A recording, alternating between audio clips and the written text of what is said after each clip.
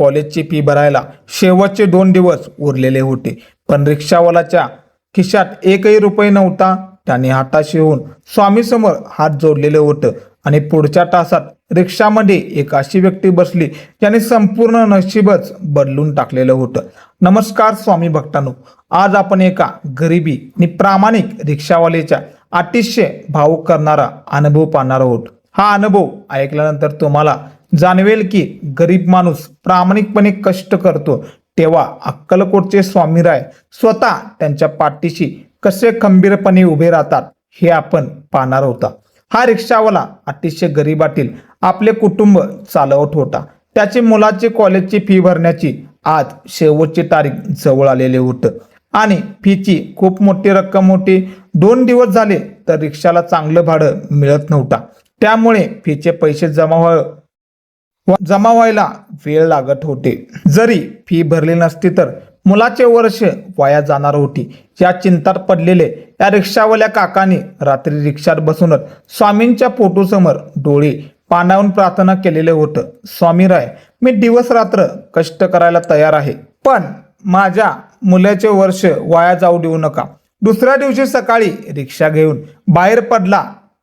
पहिल्याच तासात त्याच्या रिक्षात एक वृद्ध गृहस्थ बसलेलं होतं. त्याने खूप दूरच्या गावी जायचं होते. प्रवास दरम्यान त्या आजोबाने रिक्षावाल्याची विचारपूस केली. रिक्षावाल्यानेही मनात कोणतीही अपेक्षा न ठेवता आपल्या मुलाची फीची अडचण आणि चिंता त्याने बोलवून टाकलेलं होतं.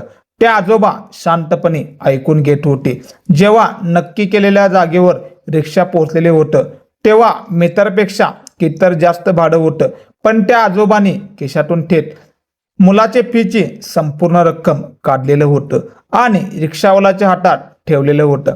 रिक्षावाला थक्क म्हणाला, आजोबा, हे खूप जास्त झालेलं आहे, मला फक्त माझं भाड्याचं पैसे द्यावर.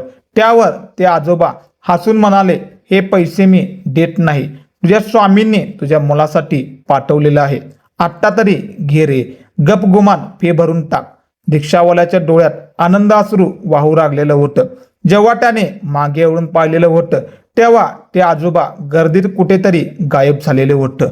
मला अजूनही कळेनासं झालेलं होतं ते आजोबा कोण होते. आपल्या भक्ताच्या मुलाच्या काळजातही स्वतः स्वामीराय वाहत असतात. जेव्हा तुमची भक्ती आणि कष्ट प्रामाणिक असतात तेव्हा स्वामी स्वतः एखाद्या भक्ताचे रूप घेऊन तुमच्या मदतीला धावून येतात, जसे की हे आजोबा आलेलं होतं.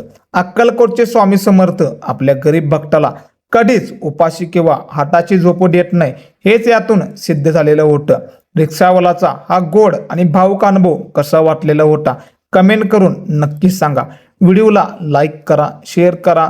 चॅनेलवर नवीन असाल तर पॅटर्न वेगळ्या चॅनलला आत्ताच सबस्क्राईब करा.